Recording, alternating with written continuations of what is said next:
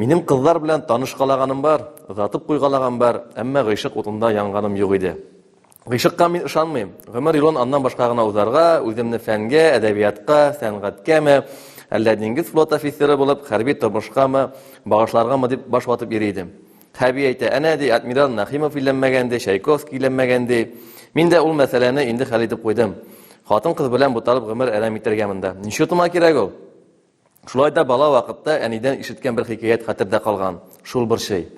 Гыйльминисатти белән бергә озын кышкы кичләрдә лампа янында алар китап укыйлар. Дөресрәге бер-берсенә китап сөйлиләр иде. Шул китапларның берсе Тутый нәмә дип атала иде. Анда шундый хикәят бар. Бер адәм каядыр барганда ишәген казыкка бәйләп куя да ялга туктый. Йоклап китә, уянса ишәген алып киткәннәр. Әлеге адәм хәсрәткә төшә. Гаделлек эзләп мәчеткә килә. Җомга намазы алды икән. Хәзрәтне күреп үзенең кайгысын сөйли һәм ярдәм күрсәтүен үтенә. Хәзрәт аңа намазга кирип утырырга куша. Намаз ният тәмамлангач, хәзрәт чираттагы вәгазь өчен сүз ала. Атналык подведение итогов яки планерка. Сүз арасында сорап куя. Җәмәгать ди, сезнең арагызда үз гомерендә хатын-кызга күтәрелеп карамаган, гыйшык утында янмаган берәр кеше бармы? Арткы рәттән шума битле, чапанлы бер ир күтәрелә. Хәзрәт ди, сезне алдарга җыенмыйм. Яшем 50-гә җитеп килә. Әмма хатын-кызга күз салганым юк.